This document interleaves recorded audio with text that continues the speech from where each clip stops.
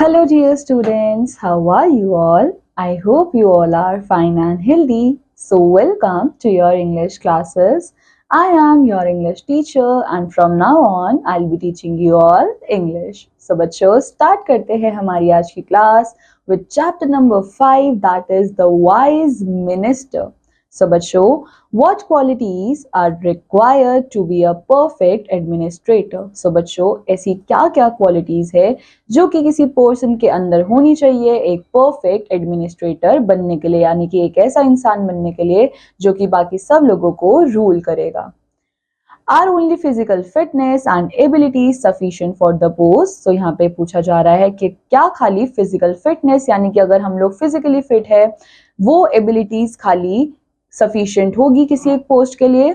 No, some human qualities like compassion, pity, sympathy, kindness, etc. are also required. So बच्चों, जब भी हम लोगों को किसी एक पोस्ट के लिए जाना होता है, फॉर एग्जाम्पल यहाँ पे एक एडमिनिस्ट्रेटर की पोस्ट के बारे में बात कर रहे हैं, तो क्या खाली एक फिजिकल स्ट्रेंथ ही मैटर करेगी? अगर कोई जो है वो फिजिकली फिट है, उसकी बॉडी है, वो काफी ज्यादा टॉल है, सो क्या खाली वो ही मैटर करेगा उस पोस्ट के लिए? नहीं, ये एक ऐसी पोस्ट है जिसके लिए हमको क्या चाहिए होगा? ये एक ऐसी पोस्ट है जिसके लिए हमको क्या चाहिए होगा? कुछ ह्यूमन क्वालिटीज भी चाहिए होंगी, यानी कि कुछ ह्यूमन क्वालिटीज क्या हो सकती है? जैसे कि काइंडनेस, कंपैशन, सिंपैथी, पिटी, ये सारी चीजें भी एक पर्सन के अंदर होनी चाहिए, तभी तो वो एक राज्य जो है वो चला पाएगा। It is the quality of body and heart that makes someone perfect. So इसका मतलब हम यहाँ से क्या कंक्लूड कर सकते हैं? अगर किसी को परफेक्ट बनना है तो उसके लिए उसकी बॉडी के साथ साथ उसका हार्ट जो है वो भी परफेक्ट होना चाहिए, यानी कि शरीर के साथ साथ अगर उसका दिल भी अच्छा है तो दैट मीन्स कि वो पर्सन जो है वो एकदम परफेक्ट होगा। Now let's start with the chapter. Once upon a time there lived a king in a small state of northern India. He was a noble and generous king. अब बच्चों, एक बार की बात है, नॉर्दर्न इंडिया में एक क्या था? स्मॉल स्टेट का एक किंग था। अब वो किंग जो है वो काफी ज्यादा नोबल था और जनरस मैन किंग था, यानी कि वो काफी ज्यादा अच्छा था, बहुत ज्यादा दयालु भी था। He loved truth and justice and the subjects in his kingdom were... Now बच्चों, let's start with the chapter. Once upon a time there lived a king in small state of northern India. So बच्चों, एक बार की बात है, एक king जो है वो रहते थे एक नॉर्दर्न इंडिया की छोटी सी स्टेट में। Now he was a noble and generous king. अब बच्चों, ये किंग कैसे थे? ये काफी ज्यादा नोबल थे और जनरस थे, यानी कि ये बहुत अच्छे किंग थे एंड ये बहुत ही ज्यादा पोलाइट भी थे। He loved truth and justice and the subjects in his kingdom were happy and prosperous. अब बच्चों, इस किंग को क्या पसंद था? इनको सच और सच्चाई जो है वो पसंद थी एंड इनके किंगडम के जो भी लोग थे वो बहुत ज्यादा खुश थे। The king had a council of ministers who often advised him in various state affairs and the king also obeyed them truthfully. अब बच्चों, किंग के पास कुछ ऐसे काउंसिल्स थे जिनमें कुछ मिनिस्टर्स थे एंड वो मिनिस्टर्स बहुत सारी चीजों पे किंग को एडवाइस करते थे एंड किंग जो है वो उनकी बात सुनते भी थे। The chief of the state was very learned and wise. He was a real gem in his council of ministers. अब बच्चों, इनकी स्टेट के जो सीएम थे, यानी कि जो चीफ मिनिस्टर थे, वो एक्चुअल में बहुत ही ज्यादा वाइज थे, यानी कि वो बहुत ही ज्यादा समझदार थे, उनको बहुत ज्यादा एक्सपीरियंस था सारी चीजों का एंड एक्चुअल में इनकी काउंसिल के जो असली हीरे थे वो यही मिनिस्टर थे। The king always valued his opinions and acted on his advice. But he was getting old, so he decided to retire from active life and devote the rest of his life in the company of holy men and in the service of God. अब बच्चों, king जो है वो हमेशा इस minister की बात को सुनते थे, इनकी एडवाइस को वैल्यू करते थे, बट हो क्या रहा था कि ये मिनिस्टर जो है वो काफी ज्यादा बूढ़े होते जा रहे थे। सो इसलिए इन्होंने क्या डिसाइड किया था कि ये रिटायरमेंट लेंगे इस जॉब से एंड अब ये अपनी बची हुई लाइफ जो है वो सर्विस ऑफ गॉड में ही बिताएंगे। One day the chief minister expressed his desire to king. अब बच्चों, एक दिन क्या हुआ? इस चीफ मिनिस्टर ने किंग को अपनी एक मन की इच्छा जो है वो बताई। The king became sad. He knew that it was very difficult to find a suitable man as wise as the chief minister to look after the state affairs. अब बच्चों, किंग जो है वो बहुत ज्यादा उदास थे क्योंकि उन्हें पता था कि इतना अच्छा इंसान मिलना इनके सीएम के बदले जो कि इनकी पूरी स्टेट को संभालता है, ऐसा काबिल इंसान ढूंढना बहुत ज्यादा मुश्किल हो जाएगा। However, he did not want to stop him from following his wish. But बच्चों किंग ये भी नहीं चाहते थे कि वो चीफ मिनिस्टर को अपनी इच्छा पूरी करने से रोक दे. So he politely asked the minister to search out a suitable person who could take up the responsibilities of state affairs after him. The chief minister agreed. सो बच्चों किंग ने बहुत पोलाइटली चीफ मिनिस्टर से बोला कि क्या आप कोई एक ऐसा पर्सन ढूंढ सकते हो जो कि आपके बाद हमारे इस पूरे स्टेट को संभाल पाए. तो इस बात के लिए चीफ मिनिस्टर ने एग्री किया. उन्होंने बोला ठीक है, मैं आपकी हेल्प जरूर करूंगा. The chief minister thought for some days and then asked the royal announcer to announce that a sports meet would be held in the capital next month. अब बच्चों चीफ मिनिस्टर ने बहुत टाइम तक सोचा कि वो क्या कर सकते हैं एंड कुछ दिनों बाद उन्होंने अपने रॉयल अनाउंसर्स को बोला कि तुम जाकर ये ऐलान कर दो कि एक स्पोर्ट्स मीट जो है वो होने वाला है अगले ही महीने हमारे ही स्टेट में.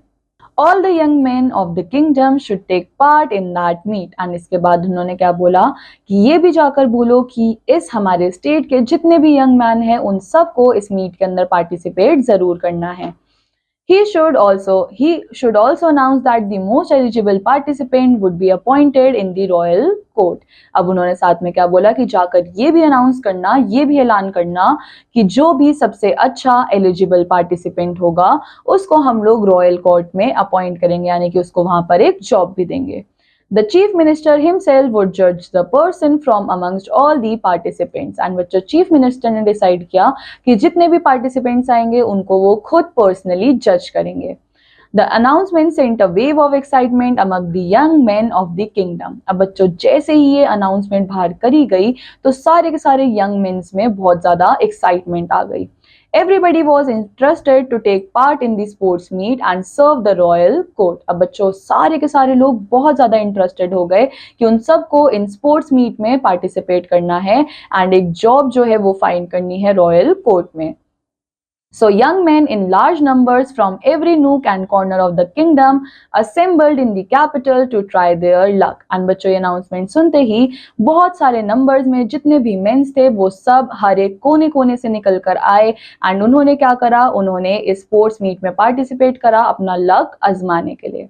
The chief minister asked his men to lodge those participants in the royal guest house and look after them well.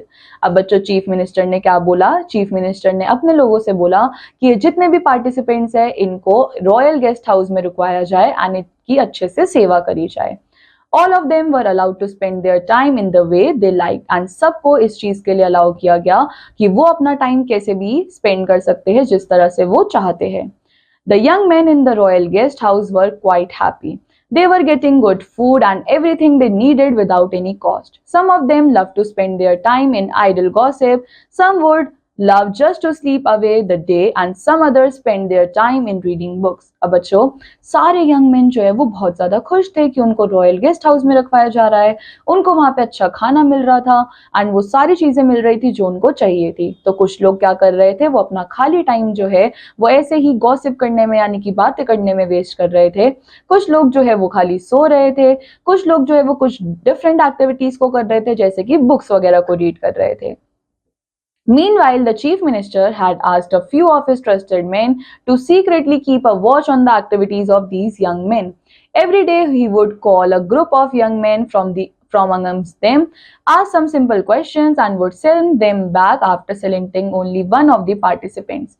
Many days passed in this way and at last only a few of them were left. अब बच्चों chief minister ने अपने कुछ trusted लोगों को बोला कि तुम लोगों को इन सारे मेंस के ऊपर सीक्रेटली क्या रखनी है, नजर रखनी है. एंड हर दिन क्या होता था कि चीफ मिनिस्टर जो है वो कुछ यंग मेंस को बुलाते थे, कुछ आसान से क्वेश्चंस पूछते थे, देन उनको वापस भेज देते थे और इन पार्टिसिपेंट्स में से खाली एक या दो पार्टिसिपेंट्स को ही सिलेक्ट किया जाता था.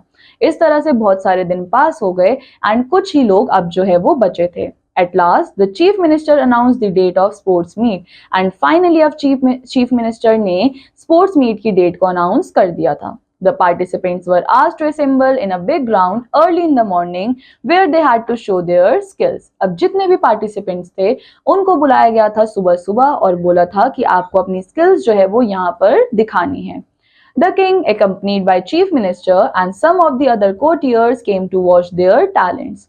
All the participants knew well that it was their only test before one of them could get a good job in royal court. Therefore, each one of them was eager to do his best. अब बच्चों हुआ क्या कि जैसे ही ये सारे participant assemble हुए तो किंग साथ में चीफ मिनिस्टर और उनके कुछ दूसरे कोर्टियर्स वो सब लोग आए इनका टैलेंट देखने के लिए। अब बच्चों सारे के सारे पार्टिसिपेंट्स को ये पता था कि ये इनका एक लौता टेस्ट है जो कि इनको अच्छी जॉब दिला सकता है रॉयल कोर्ट के अंदर। तो सब लोग अपना बेस्ट देने के लिए रेडी थे। They participated in different games. None of them were inferior to the other in any case. अब बच्चों सब लोगों ने different games में participate किया और कोई भी किसी से inferior feel नहीं कर रहा था। Inferior का मतलब होता है कि कोई भी किसी से कम feel या फिर दबा हुआ feel नहीं कर रहा था। Nevertheless, the first three winners of every game were retained for the next round. अब बच्चों होता क्या था, हर गेम में जो पहले 3 विनर्स होते थे उनको ही आगे पास किया जाता था दूसरी गेम्स खेलने के लिए। At last there were only 15 candidates left and इस तरह से खाली 15 लोग जो है वो बचे थे। The last event of the day was a marathon race and बच्चों अब इस दिन का जो लास्ट इवेंट था वो क्या था, एक marathon race. The participants were asked to go round the main market area of the capital within a stipulated time. The winner of the race would get the coveted appointment. अब बच्चों इस marathon race में क्या था, participants को बोला गया था कि उनको मेन मार्केट का जो एरिया है उसका एक गोल चक्कर काट के आना है एंड वो भी एक गिवन टाइम में, एंड जो इस रेस को जीत जाएगा उसको अपॉइंट कर लिया जाएगा। The race began. One of young men ran so fast that he soon overtook all other candidates. They covered the market area and started returning back to the games arena. The man was still well ahead of all the other participants. Everybody was sure that he would win and race the game. Everybody was sure that he would win the race and get his prize. अब बच्चों जैसे ही race शुरू हुई तो एक young man ने क्या करा, जितने भी सारे पार्टिसिपेंट्स थे उन सबको पीछे छोड़ दिया। वो इतनी तेज भागा कि वो भागकर उसने कवर कर लिया मार्केट के एरिया को एंड अब जो है वो वापसी की तरफ वो था एंड अभी भी वो सारे पार्टिसिपेंट से आ गई था। सबको ये पक्का पता था कि खाली यही पार्टिसिपेंट जो है वो जीत जाएगा एंड इसी को प्राइज मिलेगा। Suddenly he stopped. There on the side of the road was laying an old man groaning in great pain. He hesitated for a moment, looked back at the other contestants and then turned and moved towards the old man. अब बच्चों जब वो वापस आ रहा था तो उसको road के साइड में एक ओल्ड मैन की दर्द से बहुत तेज आवाज आ रही थी। थोड़ी देर के लिए तो उसने कुछ सोचा बट देन उसने पीछे दूसरे कंटेस्टेंट्स को देखा एंड वो फटाफट से भागकर उस ओल्ड मैन के पास गया। The old man had strained one of his legs. He was unable to stand or move. अब बच्चों ओल्ड मैन के पैर में बहुत बुरी तरीके से लग चुकी थी। वो ओल्ड मैन बिल्कुल भी अपने पैर को मूव नहीं कर पा रहा था। The man sat beside him and with great care helped him stand on his feet. अब बच्चों ये जो मैन सबसे आगे था रेस में, ये उस ओल्ड मैन के पास गया, उनका ध्यान रखा एंड उनको खड़े करने में उनकी हेल्प करी। Then he accompanied the old man up to his house on the other side of the road. And इस तरह से वो उन ओल्ड मैन को लेकर गया अपने हाउस में जो कि रोड की दूसरी तरफ था। By the time he came, it was too late. All the participants had already reached the arena. Sadly, the man entered the arena and stood behind the happy participants. And बच्चों इस काम में उसको काफी टाइम लग गया and जब तक वो वापस आया तो बाकी सारे पार्टिसिपेंट्स जो है वो रेस खत्म कर चुके थे एंड वो चुपचाप जाकर गेम्स अरीना में साइड में खड़ा हो गया उन सारे खुश हुए हुए पार्टिसिपेंट्स के साइड में। The chief minister was watching everything from his seat and chief minister सारी चीजें देख रहे थे अपने सीट पे बैठे बैठे। Soon he came down to announce the winner of the day. He announced the name of the winner and, as promised, offered him a good job in the royal court. Then he gave away prizes to other participants also. At last he came to the young man. अब बच्चों chief minister ने सब कुछ देख लिया था, वो आए, उन्होंने विनर को अनाउंस किया एंड जो उन्होंने प्रॉमिस किया था कि वो ऑफर करेंगे जॉब विनर को रॉयल कोर्ट के अंदर, तो उन्होंने वो भी ऑफर किया, साथ में उन्होंने प्राइजेस भी दिए बाकी सारे पार्टिसिपेंट्स को। एंड अब फाइनली वो आए उस यंग मैन के पास जो कि रेस में पहले जीत रहा था। You failed to finish your race in stipulated time. Therefore, you are not entitled for any prize, he said. The man hung his head sadly but said nothing. The chief minister thanked all the participants and requested them to return home. अब बच्चों, chief minister ने उस young man के पास आकर बोला कि तुम अपनी रेस को फिनिश करने में फेल हो गए एक गिवन टाइम के अंदर, तो इसलिए तुमको कोई भी प्राइज नहीं दिया जा रहा है। सो अब मैन ने अपना मुंह जो है वो लटका रखा था उदासी में, एंड चीफ मिनिस्टर ने सारे पार्टिसिपेंट से बोला कि आप सब लोग अब अपने घर जा सकते हो। The next day, a messenger of the king's court came to the man and gave him a letter from the king. He read a letter which said the real aim of the sports meet was not only to test the talents of the participants but also moral characters. अब बच्चों, अगले दिन ही क्या हुआ, एक messenger आया king के court से मैन के दरवाजे पे, एंड उसने एक लेटर दिया उस मैन को जो कि किंग की तरफ से था। सो उसमें क्या लिखा हुआ था कि स्पोर्ट्स मीट का जो एक एम था कि हम लोगों को खाली टैलेंट्स को नहीं देखना था, हमको कुछ मॉरल्स को भी देखना था, यानी कि हमको कुछ वैल्यूज को भी देखना था। Actually, I'm in need of a man who has not only physical abilities but also qualities of heart like compassion, pity, sympathy, and kindness so that he can look after my subject and work selflessly for their welfare. So उसमें लिखा हुआ था कि actually हमें एक ऐसे person की जरूरत है जो कि बॉडीली तो फिट होना ही चाहिए बट उसका दिल और भी अच्छा होना चाहिए, कि उसके अंदर सारे ह्यूमन इमोशंस हो, सिंपैथी हो, कंपैशन हो, जिसकी वजह से वो मेरे प्रजा के जितने भी लोग हैं उन सबका अच्छे से देखभाल कर पाए और उनके बारे में सोच पाए। You have successfully passed in both tests. Therefore, my chief minister, who has grown old and wished to retire from active life, has suggested me your name as the right man to be appointed the next chief minister of the kingdom. Based upon his advice, I have decided to. And बच्चों, अब क्या हुआ कि उस letter में ये लिखा हुआ था कि इस टेस्ट में आपने फिजिकल टेस्ट को भी पास कर लिया और आपने ह्यूमन इमोशंस को भी पास कर लिया, तो मेरे चीफ मिनिस्टर ने आपका नाम सजेस्ट किया है, क्योंकि वो तो अब बूढ़े हो गए हैं और उनको रिटायरमेंट चाहिए, तो उन्होंने आपका नाम सजेस्ट किया है as the next chief minister. So उनकी एडवाइस पे I have decided to. The young man could read no further as his eyes were full of tears of joys and happiness. And बच्चों, ये पढ़ते ही वो आगे complete ही नहीं कर पाया क्योंकि वो इतना ज्यादा खुश हो गया था एंड उसकी एक्साइटमेंट जो है वो नेक्स्ट लेवल पे थी। सो बच्चों, इस स्टोरी से हमको क्या पता चलता है कि हमको हमेशा जो है एक फिट होने के साथ साथ, यानी कि सारी चीजों को करने के साथ साथ, हमको ये नहीं भूलना चाहिए कि हम एक ह्यूमन बींग्स है एंड हमको हमेशा दूसरे ह्यूमन बींग्स की हेल्प करनी चाहिए। हमारे अंदर सारे इमोशंस होने चाहिए जैसे कि कंपैशन, सिंपैथी, पिटी, एंड इसी तरह से हम लोग जो है वो एक अच्छे ह्यूमन बींग्स बन सकते हैं। ना बच्चों, on the basis of the chapter आपके पास यहाँ पे ये एक्सरसाइज है जो कि आप सबको कंप्लीट करनी है। एंड बच्चों, इसके बाद आपके पास कुछ एक्टिविटीज है जो कि आपको कंप्लीट करनी है। So this completes our chapter. I hope आप सब लोगों को ये चैप्टर अच्छा लगा होगा एंड आपने इस चैप्टर से जरूर कुछ सीखा होगा। सो बच्चों, I will meet you in the next chapter. Till then take care, bye bye.